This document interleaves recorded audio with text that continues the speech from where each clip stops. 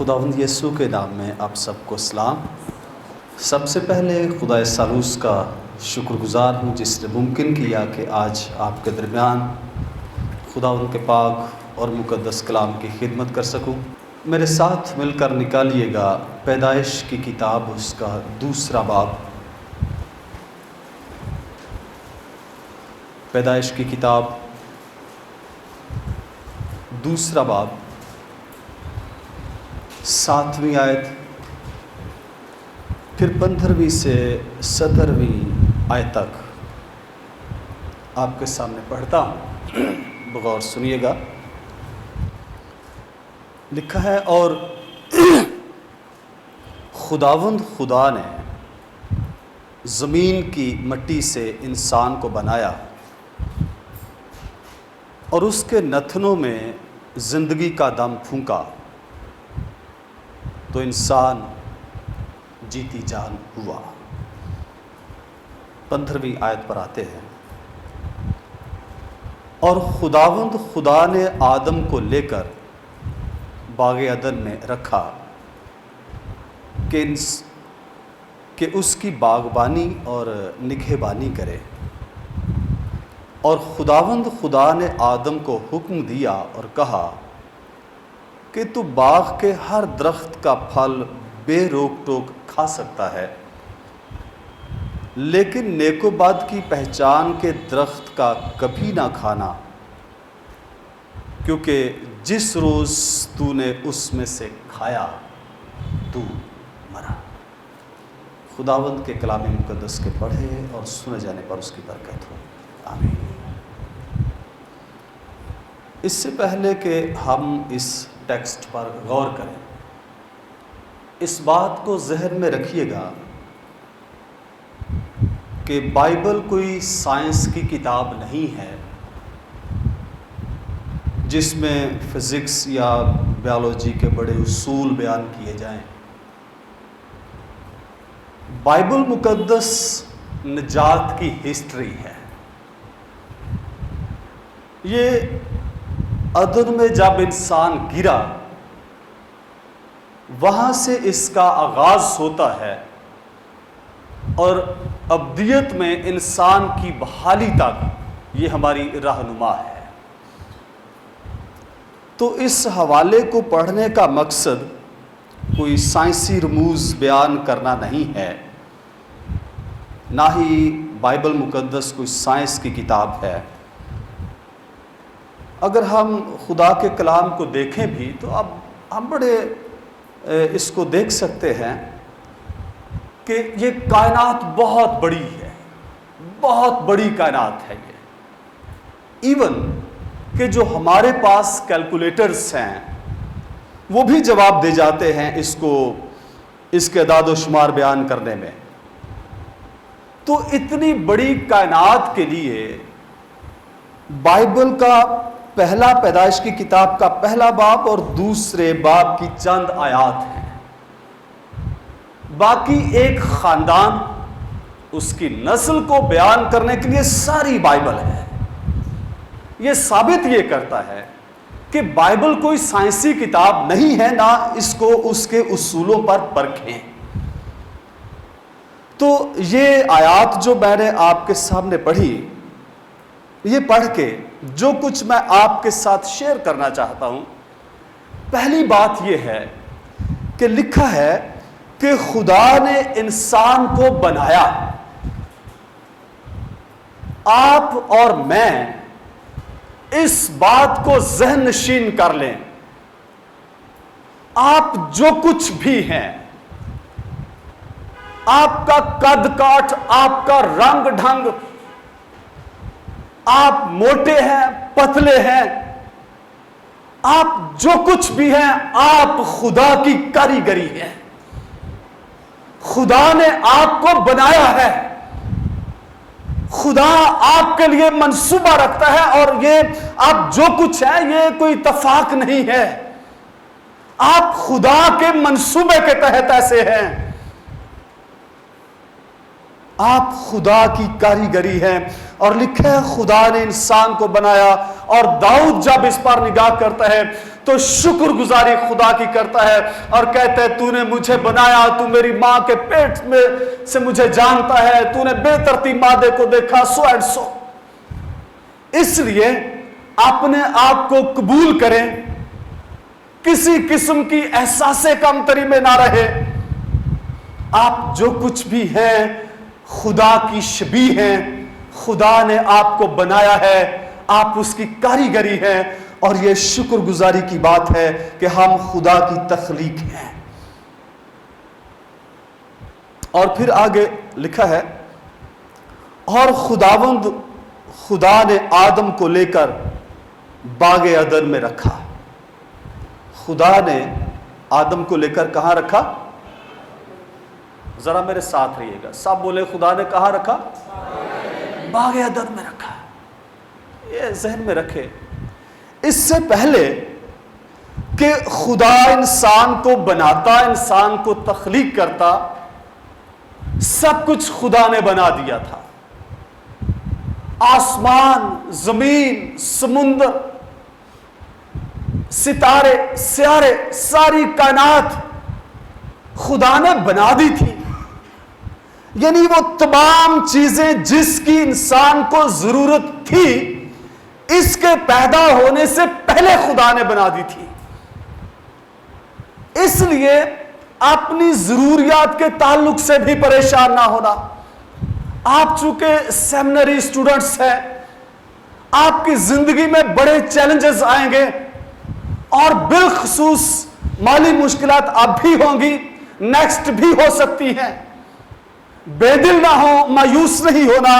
اس بات کو ذہن میں رکھیے گا کہ خدا نے آپ کی تمام ضروریات آپ کے پیدا ہونے سے پہلے ان کو مقرر کر دیا ہے. اس تعلق سے بھی پریشان ہونے کی ضرورت نہیں ہے. اور لکھا ہے, اور خداوند خدا نے آدم کو لے کر باغ میں, جس میں اس کے کھانے کے لیے بھی سب کچھ تھا, خدا نے وہاں پر رکھا. اور جو لفظ یہاں پر رکھا ہے یہ بڑا زبردست لفظ ہے. انسان کہیں سے وارد نہیں ہو گیا, یہ کسی کیڑے مکوڑے سے ارتقائی منازل طے کرتا ہوا نہیں بنا,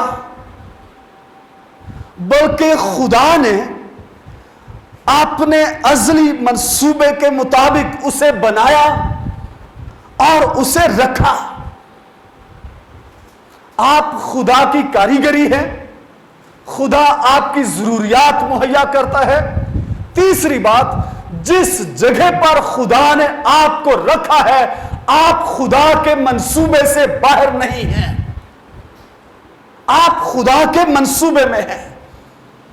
یہ سیارہ زمین, یہ ملک, آپ کا خاندان, یہ سب کچھ اتفاق نہیں ہے, بلکہ یہ خدا کا آپ کی زندگی کے لیے منصوبہ ہے. اور جب اس پر ہم غور کرتے ہیں تو مجھے آیت یاد آتی ہے. پولس رسول کہتا ہے اے بھائیو اپنے بلائے جانے پر تو نگاہ کرو. تو جب ہم غور کرتے ہیں ہم کون ہیں تو یقین جانے دل شکر گزاری سے بھر جاتا ہے.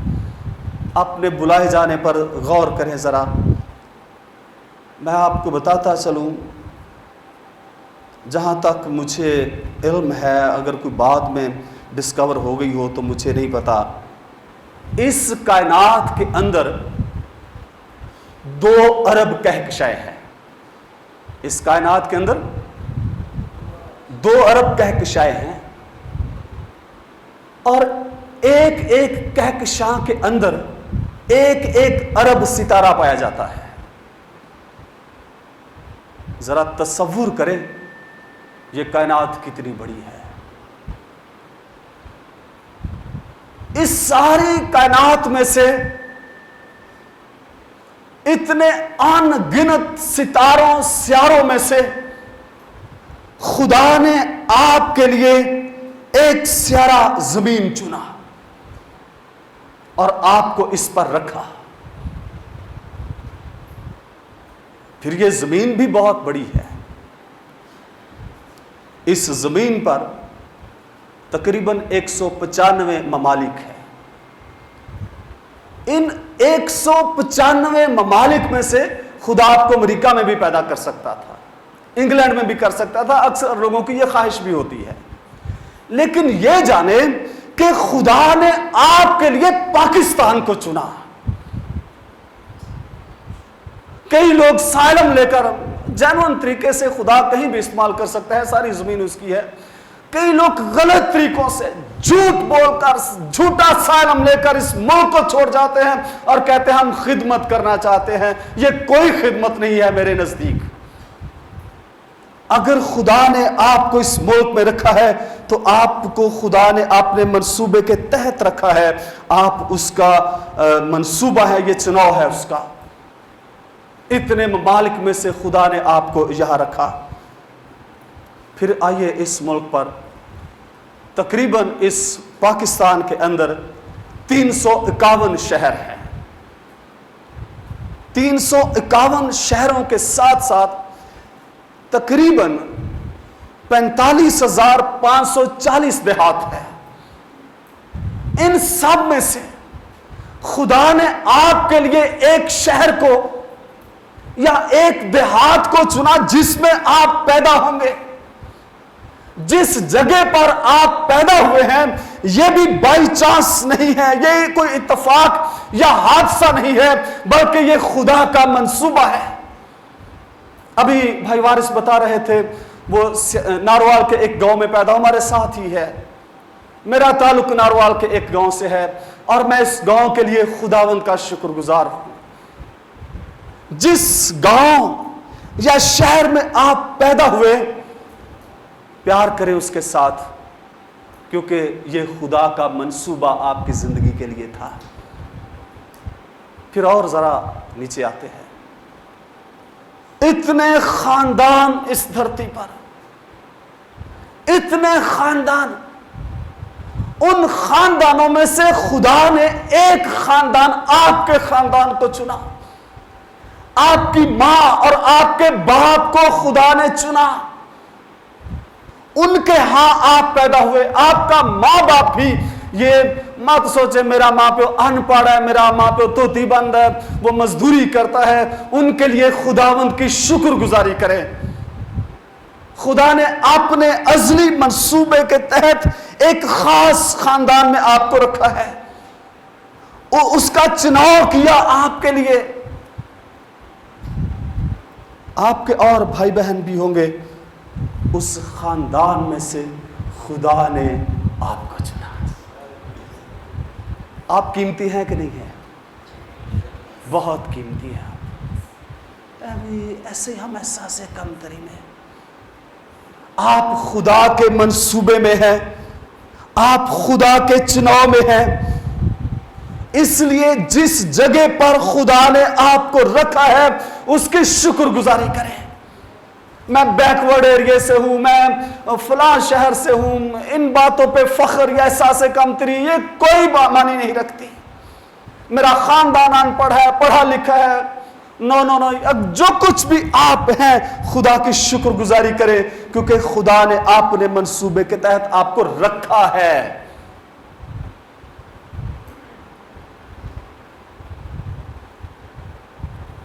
بعض اوقات بچے ماں باپ کو کہے تو ہی ساڑھ لے کے گیتا ہے, یا ماں باپ ان پڑھ ہو نا تیسی تعارف کران دے شرمانے ہیں, یہ میرے ماں باپ ہیں. نو نو, خداوند کی شکر گزاری کریں. ایک اور بات, یہ میری زندگی کی بہت بڑی قائلیت ہے. جس تنظیم یا چرچ میں خدا نے آپ کو رکھا ہے یہ بھی کوئی حادثہ نہیں ہے.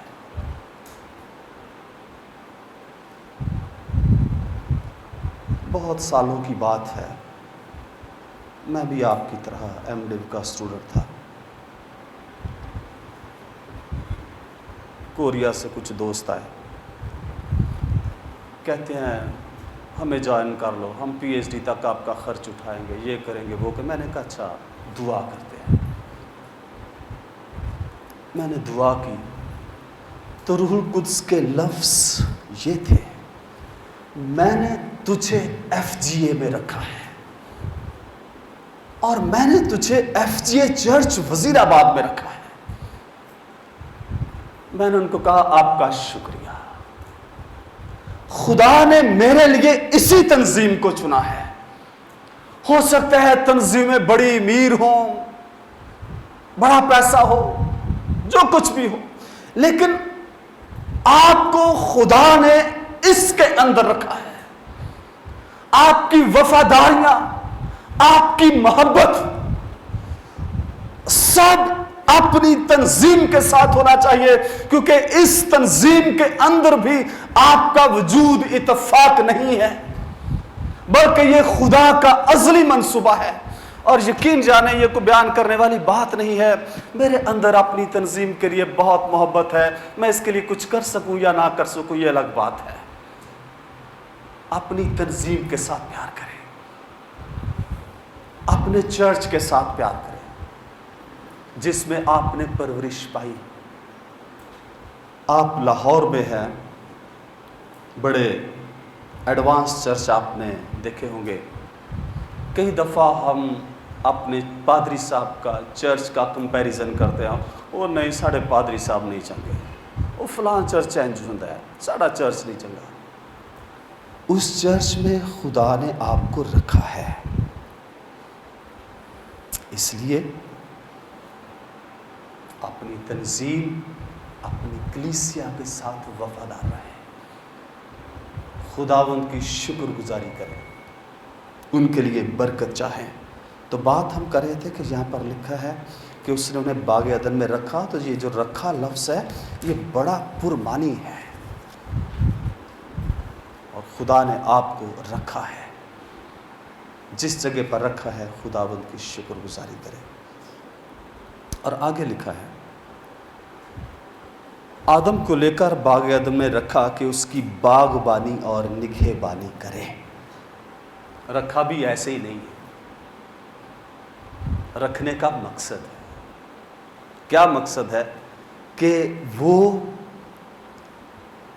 عدن کی باغبانی اور یار بولو تو صحیح، باغبانی اور نگہبانی کرے، یہ اس کو رکھنے کا مقصد ہے۔ یہ جو باغبانی اور نگہبانی دو لفظ ہیں، یہ اس جگہ پر ہم معنی کے طور پر ہی استعمال ہوئے ہیں، لیکن ان کے اندر فرق بھی ہے۔ باغبانی جو ہے اس میں یہ ہے پھل پیدا کرنے کے لیے اقدامات کرنا، اس میں ہے زمین کھودنا، ہل چلانا، بیج ڈالنا، کانٹ چھانٹ کرنا، کھاد ڈالنا، دوائیاں ڈالنا، یہ باغبانی ہے۔ اور جو لفظ نگہبانی ہے یہاں پر اس سے مراد ہے بیرونی خطرات سے باغ کی حفاظت کرنا۔ کئی بیرونی خطرات ہوتے ہیں، درندوں کے، چوروں کے، پھر وہ باڑ لگاتا ہے، اس کے اندر کوئی ایسی چیز بناتا ہے وہ کہ کوئی درندہ پاس نہ آئے۔ یہ ہے باغبانی اور نگہبانی۔ تو خدا نے اس کو رکھا ہے کہ وہ عدن کی باغبانی اور نگہبانی کرے۔ اگر خدا نے آپ کو بلایا ہے، آپ کو چنا ہے، آپ کو رکھا ہے، تو بے مقصد نہیں رکھا، آپ کی زندگی کا مقصد ہے، اور وہ یہ ہے کہ آپ اس کے پاکستان میں باغبانی کریں۔ اور آج پاکستان اس کا کیا ہے اس کو آپ جانتے ہیں۔ یہ جو لفظ ہے نا نگہبان، یہ پرانے عہد نامے میں آپ اس حوالے کو گھر جا کے پڑھ سکتے ہیں۔ گنتی کی کتاب کے 3 باب کی 5ویں سے 8ویں آیت تک، اور پھر 8ویں باب کی 26ویں آیت میں نگہبان کا لفظ کاہنوں میں کے لیے اور جو خیمہ اجتماع کے اندر کام کرتے تھے یہ ان کے لیے استعمال ہوا ہے۔ اور نئے عہد نامے میں یہ لفظ فلپیوں کے خط کے 1 باب کی 1 آیت میں اعمال کے کتاب کی 20ویں باب کی 28ویں آیت میں، تیموتھیوس کے پہلے خط کے 3 باب کی پہلی 2 آیات میں یہ لفظ پایا جاتا ہے جو کلیسیا کے خادم تھے۔ تو آپ کو خدا نے اس لیے رکھا ہے، آپ اس کے پاکستان میں کام کرنے کے لیے بلائے گئے ہیں۔ ایسے ہی نہیں بلاوا بے تکا، بلکہ آپ کی زندگی کا مقصد بھی ہے کہ اس کے پاکستان میں کام کریں۔ اور یسوع مسیح نے بہت ساری تمثیلیں پاکستان کے تعلق سے دی تھی، آپ بائبل کے اسٹوڈنٹ ہیں، آپ جانتے ہیں۔ تو آپ اس لیے بلائے گئے ہیں کہ آپ اس کے پاکستان میں خدمت کریں، باغبانی کریں اور نگہبانی کریں۔ اس کو ہم آج یوں کہہ سکتے ہیں، باغبانی یہ ہے آپ نئے ایمانداروں کی پرورش کریں، اور نگہبانی یہ ہے کہ آپ ان کی بدعت کے خلاف، جھوٹی تعلیم کے خلاف ان کی خبرداری کریں۔ آپ کی زندگی کا یہ بلاوا ہے۔ لیکن جب ہم اس بات کو دیکھتے ہیں تو اس میں تھوڑی سی کنفیوژن بھی پیدا ہو جاتی ہے۔ اکثر کسی نے پوچھئے نا کہ تسی کادے واسطے بلائے گئے ہو، کی کرنا جے؟ میری رویا میں ساری دنیا چ کام کرا، میں ساری دنیا چ کلام سنا۔ تو میں اکثر کہنا پھر سنا لو گے ساری دنیا چ؟ کون سنا سکا ہے آج تک ساری دنیا کو؟ یہ بڑی مبہم قسم کی بات ہے۔ مخصوص خاص مقصد، اس سے یہ نہیں مطلب کہ یہ کوئی مبہم یا غیر واضح سا مطلب ہے جدھر نو مرضی تو جا، تمہیں میرے پاکستان جا کے کام کر، پاویں جو مرضی کرنا شروع کر دے۔ نو نو نو نو، ایسی بات نہیں ہے۔ خدا کام دیتا ہے۔ اور آج کل کئی تو پادری لبن گئے ایویں جا کے بوا کھڑکایا، جی کون ہو جی؟ او بھین جی، او پھر دعا کریے، او جی بھین جی، تے اچھا جی پھر بھین جی۔ تو میں کہنا ایتھوں انہاں دی خدمت شروع ہوندی ہے، او جی پھر بھین جی، تے اچھا جی پھر بھین جی، ایتھے ختم ہو جاندی ہے۔ زندگی میں کوئی ویژن نہیں، کوئی رویا نہیں، کوئی خاص مقصد نہیں۔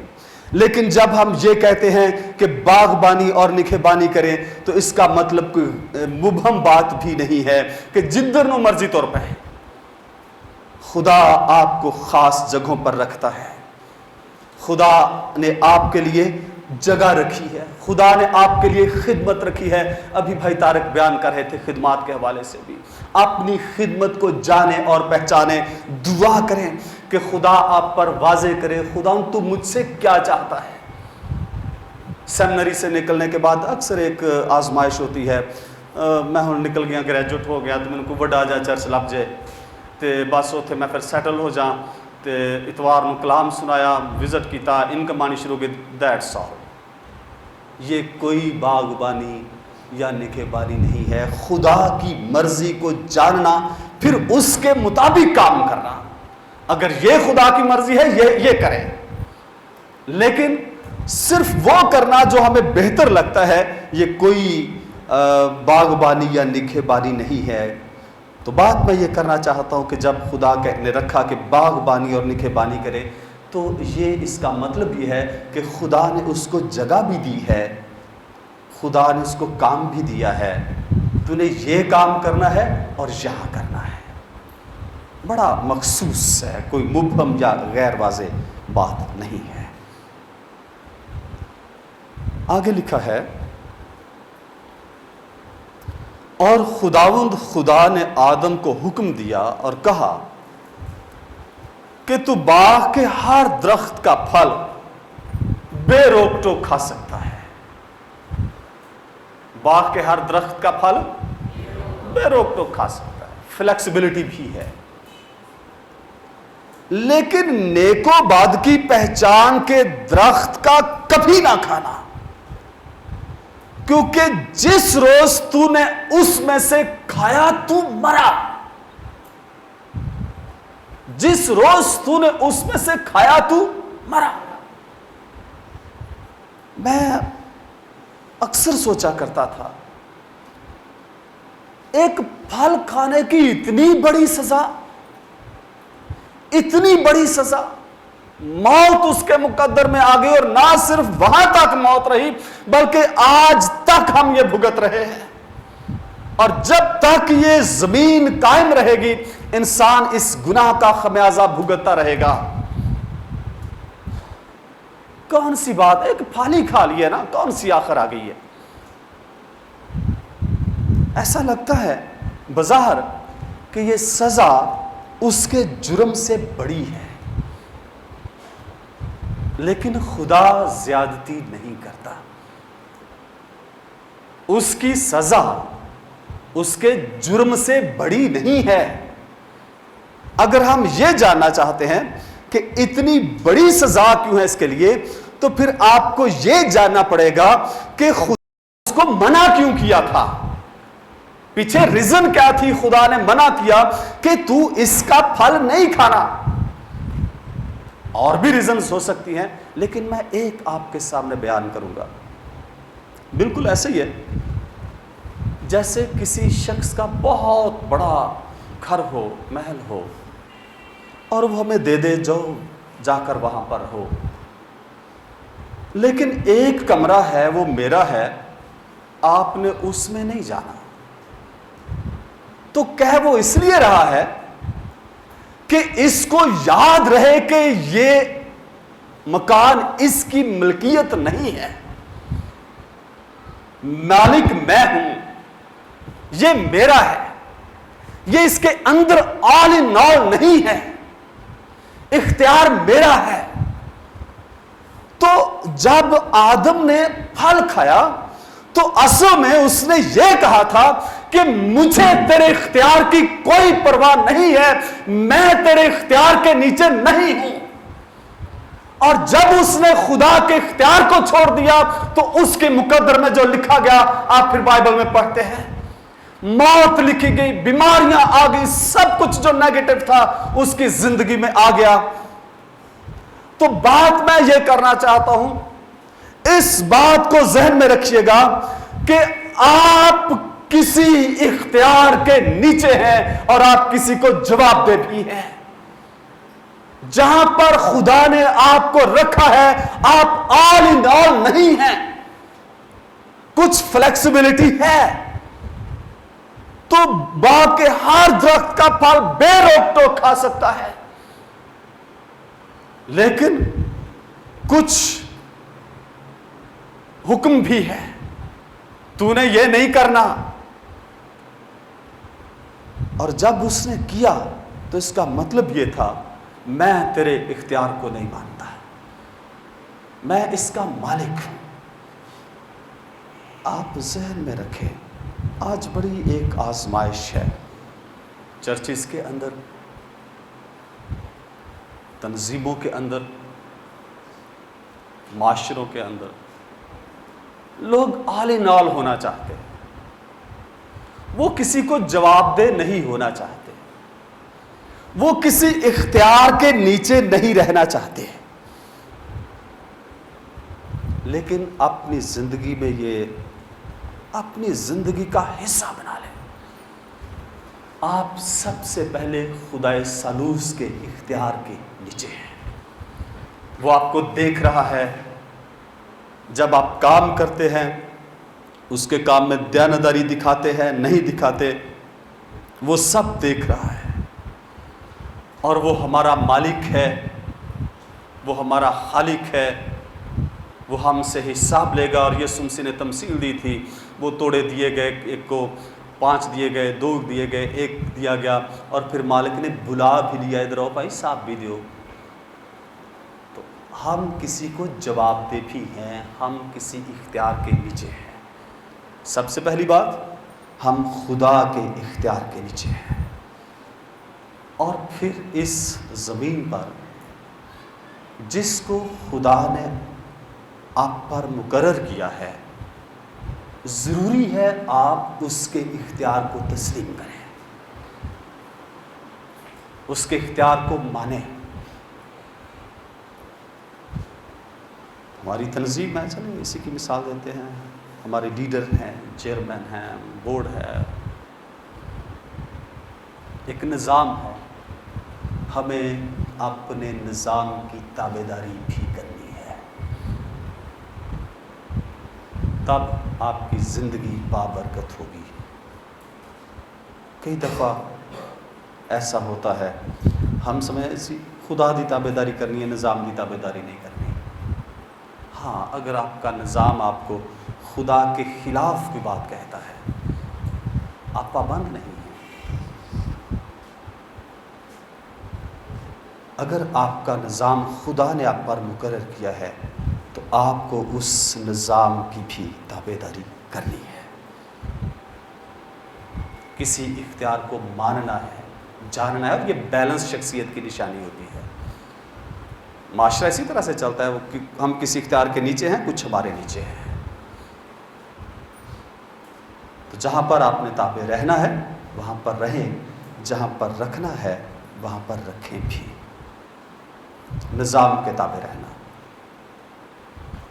کام کرنا، دیانتداری سے کرنا، لگن سے کرنا، اختیار کو تسلیم کرنا، اس کے اختیار کو تسلیم کریں۔ اور ہم دانیل کی کتاب میں ایک واقعہ پڑھتے ہیں، نبوکت نظر بادشاہ کا ہے۔ لکھا ہے وہ اس نے شہر تعمیر کروایا، محل پر چڑھا، شہر کو دیکھا، نشہ سایا، کہتا ہے یہ بابل اعظم نہیں ہے جس کو میں نے اپنے لیے تعمیر کیا کہ میرے جاہ و جلال اور میری شان و شوکت کا نمونہ ہو۔ لکھا یہ لفظ کہہ ہی رہا تھا، آسمان سے آواز آ گئی، خدا نے کسی نبی کو نہیں بھیجا، کسی فرشتے کو نہیں بھیجا، ڈائریکٹ ہی آواز آ گئی، اے نبوکت نظر تیرے حق میں فتویٰ ہے کہ سلطنت تجھ سے جاتی رہی اور تجھ کو انسانوں میں سے ہانک کر نکال دیں گے اور تو جنگلوں میں حیوانوں کی طرح گھاس کھایا کرے گا۔ یہ تیرا مقدر ہے جب تو خدا کی حضوری سے نکلے گا۔ اور قائن کے ساتھ بھی ایسا ہی ہوا تھا، وہ کہتے ہیں میں تیرے حضور سے نکل کر خانہ خراب اور آوارہ ہو جاؤں گا۔ خدا کے اختیار کو ترک کر کے انسان خانہ خراب اور آوارہ ہو جاتا ہے، اس کا کوئی پرسان حال نہیں رہتا۔ اس لیے خدا کے اختیار کے نیچے رہے، جس اختیار کے نیچے خدا نے آپ کو رکھا ہے اس کے نیچے رہے، ورنہ خدا نگہبانی باغبانی اور کو بھی دے سکتا ہے، اور بہت ہیں اس کے نزدیک۔ وہ تو جانوروں کو استعمال کر لیتا ہے اور وہ پچھتاتا نہیں کہ میں نے یہ کیوں کیا، وہ نہیں پچھتاتا۔ اس لیے دیانتداری کے ساتھ باغبانی کریں، نگہبانی کریں، اس کے اختیار کے نیچے رہیں۔ آج چند باتیں اس ٹیکسٹ میں سے ہم نے سیکھی ہیں۔ پہلی بات، آپ جو کچھ بھی ہیں آپ خدا کی تخلیق ہیں، اپنے آپ کو قبول کریں۔ جس جگہ پہ خدا نے آپ کو رکھا ہے، آپ کا وجود اس دھرتی، ملک یا خاندان میں حادثاتی طور پر نہیں ہے، بلکہ خدا کے منصوبے کے تحت ہے۔ جس تنظیم یا چرچ میں خدا نے آپ کو رکھا ہے، آپ حادثاتی طور پر نہیں ہیں، آپ کو رکھنے کا مقصد ہے خدا کا۔ کوشش کریں اس کو جانیں اور اس کو پورا کریں، یہ مقصد بہت واضح ہے۔ اور خدا کے اختیار کے نیچے رہیں۔ آئیں اپنے سروں کو جھکائیں اور دعا